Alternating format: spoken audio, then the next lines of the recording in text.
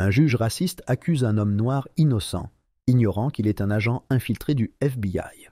Le soleil planait haut sur la ville animée, ses rayons dorés se déversant sur les tours de verre et ondulant sur les édifices d'acier comme un feu liquide. Le tribunal central se dressait au-dessus des rues bondées, sa façade imposante témoignant de la froideur et de l'impitoyabilité du droit. Des piliers de granit encadrèrent l'entrée, leur surface polie, telle un miroir, capturait la lumière et la renvoyait au monde avec un éclat violent. L'air était lourd d'odeurs de gaz d'échappement et de sel marin lointain, parfums omniprésents de la ville, mêlés à l'énergie anxieuse de ceux qui franchissaient les portes imposantes du tribunal. À l'intérieur, l'air était lourd de tension, une présence presque tangible qui collait à la peau comme la sueur. Des murmures parcouraient les couloirs, un murmure de spéculation et de condamnation qui pulsait au rythme du cliquetis étouffé des détecteurs de métaux et du cliquetis des chaussures sur le marbre poli. Sous l'architecture élégante, sous l'apparent apparat d'ordre et de bienséance, coulait un courant plus sombre, celui d'un pouvoir déformé et exercé avec une efficacité impitoyable. Marcus King entra dans la salle d'audience d'un pas assuré, bien que son pouls s'emballât sous le poids indéniable de ce qui l'attendait. C'était un homme de grande taille, la silhouette enserrée dans un costume anthracite sur mesure qui ne masquait guère la tension qui le rongeait. Son expression restait soigneusement mesurée, ses yeux scrutant la pièce avec la prudence d'un homme qui avait depuis longtemps appris à se méfier de son environnement. Il sentait leur regard posé sur lui, le regard de la galerie comme une présence brûlante dans son dos, à la fois accusatrice et curieuse. Des murmures étouffés flottaient dans l'air comme des vrilles venimeuses, portant son nom avec le même venin que l'on réserve aux pires criminels. Marcus King, l'homme qui s'était élevé de rien pour bâtir un empire fondé sur l'intégrité, pour finalement être entraîné dans les abîmes du scandale. Son nom était placardé sur tous les médias, des titres tordus le dépeignant comme un homme d'affaires intrigant ayant escroqué des millions de dollars à ses investisseurs et partenaires. Détournement de fonds. Conspiration en vue de commettre une fraude. Les accusations étaient étalées comme des couteaux aiguisés, brillantes et prêtes à le tailler en pièces. Ceux qui le connaissaient vraiment, qui avaient été témoins de son dévouement et de ses principes inébranlables, s'accrochaient à leur incrédulité, comme à une bouée de sauvetage. Mais la foi était fragile, facilement brisée par l'assaut incessant de l'opinion publique. Il s'approcha de la table de l'accusé, son regard se posa un instant sur la surface en bois lisse et poli comme un miroir. L'air sentait la poussière et le vernis, imprégné de l'âcre odeur de la peur. À côté de lui était assis Alan Brooks, son avocat, un homme autrefois réputé pour son intelligence, mais désormais marqué par la fatigue qui ombrageait ses yeux bleus perçants. Ses cheveux étaient plus gris que noirs ces derniers temps, le stress creusant de profondes rides sur son visage. Le système judiciaire de la ville avait eu raison de lui. Une lutte acharnée contre la corruption qui ne montrait aucun signe d'affaiblissement. Les doigts d'Alan tremblaient légèrement tandis qu'il triait une pile de documents, sa frustration masquée par la détermination farouche qui l'avait poussé à lutter pendant des années. Marcus le voyait dans la mâchoire serrée de l'homme, dans la façon dont ses épaules s'affaissaient sous le poids de sa propre désillusion. Le système était brisé, ses fondations rongées par la cupidité et la manipulation. Et pourtant, Alan avait accepté de se charger de son affaire, de lutter contre la vague de corruption qui menaçait de les engloutir tous deux. Le juge Vernon Huxley présidait le tribunal avec une autorité froide, sa présence aussi oppressante que les lourdes robes drapées sur ses épaules. Sa réputation était infâme, ses décisions souvent teintées de partialité et de cruauté, son regard aussi impitoyable que la lame d'un bourreau. Un silence tendu s'abattit sur la salle d'audience lorsque son marteau frappa le bois avec un bruit sourd et retentissant. Le son résonna dans la salle, faisant taire les murmures et attirant l'attention vers le fond de la salle. Marcus ne quitta pas le juge des yeux. Il scruta l'expression de l'homme, la fine ligne de sa bouche. la netteté de son regard. Il y avait quelque chose de cruel dans le regard d'Huxley, une lueur de satisfaction qui le fit frissonner de malaise. Il savait depuis le début que ce procès était une farce, une mise en scène soigneusement orchestrée pour obtenir le résultat escompté. Mais même préparé au pire, la réalité le frappa avec une force qui le coupa momentanément le souffle coupé. De l'autre côté de la pièce, le procureur, Richard Voss, était assis tel un vautour perché sur une carcasse. Son sourire, une fine courbe carnassière, évoquait des victoires obtenues par la tromperie et la manipulation. Voss avait fait carrière en faisant tomber des hommes puissants, non par véritable quête de justice, mais par ambition et cupidité. Marcus avait entendu les rumeurs, les murmures d'accords secrets et de faveurs politiques échangées comme monnaie d'échange. Mais connaître la vérité n'avait guère d'importance quand le système tout entier était ligué contre lui. Le regard de Voss croisa celui de Marcus, ses yeux brillants d'une satisfaction maladive. C'était un homme qui savourait la destruction des autres, qui se nourrissait du chaos et de la ruine que ses actes laissèrent derrière eux. Marcus sentit sa mâchoire se serrer, ses poings se refermer sous la table, à l'abri des regards. Il ne pouvait se permettre de montrer sa faiblesse, ni ici, ni maintenant. L'audience commença, la voix d'Alan trahissant le silence avec une autorité calme qui trahissait la tension gravée sur ses traits. Ses arguments étaient méticuleux, chaque point exposé avec précision et clarté, les preuves présentées étant conçues pour démonter pièce par pièce le dossier de l'accusation. Mais pour chaque argument valable présenté par Alan, le juge Huxley le réprimandait immédiatement avec dédain. Sa voix était pleine de condescendance, ses décisions rendues avec une fermeté qui ne souffrait aucune opposition. Marcus observait le spectacle avec une acceptation sombre. Les dés étaient pipés contre lui depuis le début, et pourtant, il se sentait incapable de perdre tout espoir. Ses yeux restaient fixés sur le juge, son expression impassible, même sous le poids de la procédure qui pesait sur lui comme une marée écrasante. Ce procès n'était pas seulement une question de culpabilité ou d'innocence, c'était une question de pouvoir, de contrôle. Et quelque part, au-delà des murs de la salle d'audience, les véritables acteurs du pouvoir tirèrent les ficelles, s'assurant que l'issue soit celle qu'ils souhaitaient. Des politiciens et des responsables des forces de l'ordre de haut rang, leurs propres péchés enfouis sous des couches de tromperie, avaient donné raison à Voss. Ils avaient besoin que Marcus tombe, qu'il serve d'exemple, de peur que leur propre corruption ne soit révélée au grand jour. Mais Marcus King n'était pas homme à se laisser abattre si facilement. Et tandis qu'il était assis là, subissant la mascarade de justice qui s'offrait à lui, une seule pensée brûlait d'une impitoyable clarté. Le combat était loin d'être terminé, et s'ils voulaient le détruire, il leur faudrait faire bien plus que cela. 2 semaines plus tôt, une opération secrète avait été lancée, une tentative désespérée d'éradiquer la corruption qui s'était enracinée comme un cancer au sein des systèmes judiciaires et politiques de la ville. Le FBI, conscient du fléau qui se propageait au sein des institutions censées garantir la justice, avait autorisé une mission d'infiltration si délicate, si minutieusement planifiée, que même les plus hauts échelons du commandement n'en parlaient qu'à voix basse.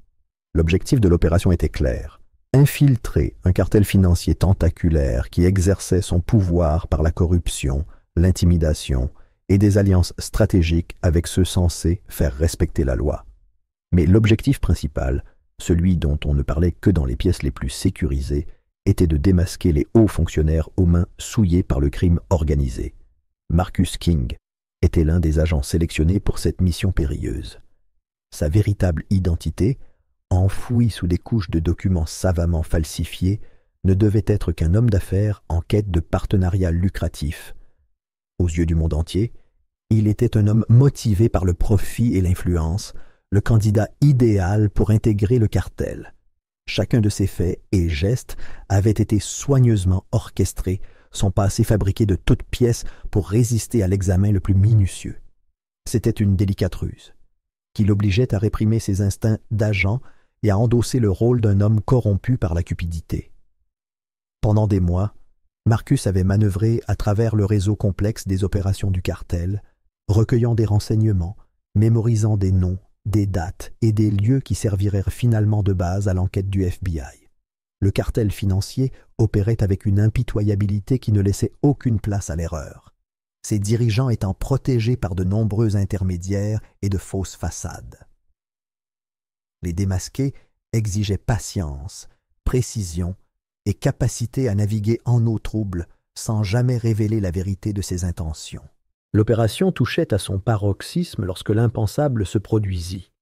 Une information anonyme avait été transmise aux forces de l'ordre, étayée par suffisamment de preuves fabriquées pour justifier son arrestation immédiate. Les détails de ces crimes présumés avaient été élaborés avec une telle minutie que même ses alliés au sein du FBI en étaient revenus à douter de son intégrité.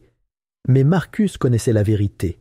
L'information avait été déposée délibérément, une attaque préventive menée par les forces mêmes qu'il était chargé de démanteler. Sa couverture était intacte, son identité d'homme d'affaires corrompu étant toujours reconnue par le cartel. Mais maintenant, piégé dans les limites d'un procès manipulé dans l'ombre, il devait se battre non seulement pour sa mission, mais aussi pour sa propre liberté. La prise de conscience le frappa d'une clarté brutale. Quelqu'un au sein du FBI l'avait trahi. C'était la seule explication logique, la seule façon pour le cartel d'être au courant de ses faits et gestes avec une telle précision. Ses pensées bouillonnaient, son esprit repensant à chaque interaction, chaque échange qui aurait pu servir de point de compromis. Mais aucune réponse ne surgit de ce fouillis de suspicion et de paranoïa. Celui qui avait orchestré sa chute l'avait fait avec une précision chirurgicale, le laissant isolé et exposé. Alors qu'il était assis dans la salle d'audience, le poids de la trahison pesait sur lui comme un linceul de fer. L'écho du marteau résonnait encore dans son esprit, chaque coup violent lui rappelant les forces déployées contre lui. Son regard parcourut la pièce à la recherche d'un signe d'espoir, d'un indice que la vérité pourrait enfin éclater. Mais la salle d'audience était un théâtre de mensonges, ses acteurs suivant un scénario écrit par des mains invisibles. Bien au-dessus des machinations de la salle, dans les bureaux isolés du sénateur Malcolm Graves, un procès d'un autre genre se déroulait. Graves était un homme dont le pouvoir s'étendait bien au-delà de ses fonctions officielles, son influence projetant une ombre sur tous les recoins du paysage politique de la ville. Sa fortune avait été amassée grâce à un équilibre délicat entre entreprises légitimes et transactions clandestines, un réseau de corruption si profondément ancré que même les murmures d'opposition étaient rapidement étouffés. Dans son bureau privé, Graves arpentait les lieux avec l'énergie inébranlable d'un homme dont l'empire soigneusement bâti était menacé par les actions d'un seul homme. L'opération du FBI le hantait depuis des mois. Ses agents empiétant sur des territoires qu'il avait longtemps considérés comme intouchables.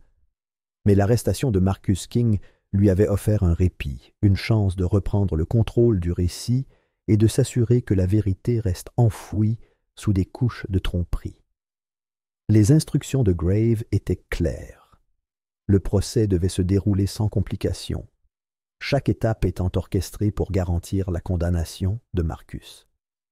Les médias de la ville avaient été arrosés d'un flot constant d'articles accablants, chaque article étant destiné à saper la sympathie du public et à renforcer l'image de Marcus comme un simple criminel cupide et manipulateur. La complaisance du juge Huxley avait été assurée, sa loyauté assurée par un mélange d'incitation financière et de menaces voilées. Richard Voss, toujours opportuniste, avait été plus que désireux de jouer son rôle de procureur, ses ambitions s'alignant parfaitement avec les objectifs de Graves. De retour au tribunal, Alan Brooks luttait contre le sentiment croissant d'inutilité qui menaçait de le ronger. Les preuves utilisées contre Marcus étaient accablantes, leur présentation un véritable exemple de manipulation. Pourtant, à travers le brouillard de la frustration et de l'incrédulité, Alan avait commencé à remarquer des incohérences mineures dans la chronologie des événements, des éléments de preuve qui ne correspondaient pas tout à fait au récit que Voss était si déterminé à présenter. Les sources d'Alan étaient limitées, leur accès à des informations cruciales étant entravé par le système même qu'elle cherchait à démasquer. Mais ces sources, aussi peu nombreuses soient-elles, étaient fiables. Elles murmuraient l'existence d'un complot dépassant largement le cadre du tribunal, un réseau de corruption qui enserrait non seulement les forces de l'ordre, mais aussi le système judiciaire lui-même. Chaque tentative d'Alan pour présenter de nouvelles preuves se heurtait au même rejet glacial du juge Huxley. Son dédain était palpable. Ses décisions rendues avec une indifférence qui confinait au mépris. La lutte semblait désespérée, mais soudain, une bouée de sauvetage surgit de l'ombre. Un ancien contact du FBI, l'agent Roberts, contacta Alan à la faveur de la nuit, son message délivré avec une urgence indéniable. Roberts avait tout risqué pour lui apporter cette information, la vérité enfouie dans des dossiers trop dangereux pour être officiellement reconnue. Les preuves fournies par Roberts témoignaient d'une trahison interne, d'une conspiration si vaste que l'arrestation de Marcus n'était qu'un fil conducteur dans un tissu de corruption. Mais cet avertissement s'accompagnait d'une amère vérité. L'institution même que Marcus servait était compromise. Le FBI lui-même n'était pas immunisé contre la cupidité et l'ambition, son intégrité étant érodée par ceux qui cherchaient avant tout à protéger leurs propres intérêts. La mission de Marcus avait été de découvrir la vérité, mais cette vérité était désormais une arme visant à sa propre destruction. Le combat ne concernait plus seulement sa liberté, il s'agissait d'une lutte bien plus importante contre des forces si profondément ancrées que la simple survie ne suffirait pas. Alors que Marcus était assis dans la salle d'audience, l'esprit aiguisé par les informations qu'Alan lui avait transmises, une détermination d'acier s'installa en lui. Ils avaient agi. Maintenant, c'était son tour. La salle d'audience était devenue un champ de bataille, son atmosphère autrefois stérile, craquant désormais sous la tension d'un conflit dissimulé sous le décorum. L'air était lourd et oppressant, chaque instant qui passait devenant une lutte contre une force invisible, déterminée à écraser toute apparence de vérité. La voix d'Alan Brooks était devenue rauque à force d'efforts, ses arguments un barrage incessant visant les fondements de la thèse de l'accusation. Chaque objection, chaque raisonnement minutieusement construit, était accueilli avec la même froideur par le juge Huxley. Le marteau de l'homme s'était transformé d'outil d'ordre en arme, manié avec une férocité croissante pour museler toute contestation du récit soigneusement construit. Alan sentait sa patience s'éroder sous l'assaut incessant d'une autorité corrompue. Ce n'était pas seulement la partialité manifeste du juge qui rendait la tâche si pénible, mais aussi la façon dont il exerçait son pouvoir avec un mépris flagrant pour l'équité. La voix d'Huxley portait un ton de finalité condescendante, comme si l'issue du procès était gravée dans le marbre bien avant que Marcus King ne pose les pieds dans la salle d'audience. Les preuves de l'accusation, fragiles et criblées d'incohérences, étaient traitées comme paroles d'évangile. Et malgré la persuasion avec laquelle Alan démontait chaque élément de preuve fabriquée, Huxley restait impassible. Ses décisions étaient absolues, son regard empli de mépris, tandis qu'il repoussait toute tentative d'introduire de nouvelles preuves. Marcus observait le spectacle avec un calme qui confinait au surréalisme. Il s'attendait à une résistance, mais l'ampleur de la corruption entourant son procès était stupéfiante. Les acteurs étaient plus que désireux de le présenter comme le méchant, leur désespoir palpable dans la façon dont ils s'accrochaient à leurs mensonges orchestrés. Pourtant, alors même que les arguments de l'accusation devenaient de plus en plus désespérés, Marcus gardait une expression soigneusement neutre.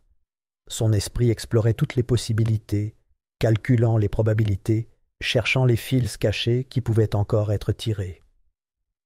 Malgré la gravité de la situation, Alan continuait de miner les accusations, ses mots étant tranchants et précis.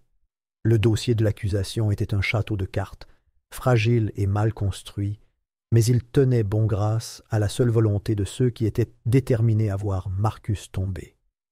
Le regard d'Huxley brûlait d'irritation chaque fois qu'Alan parlait, ses yeux se plissant d'une haine qui avait depuis longtemps abandonné toute prétention d'impartialité.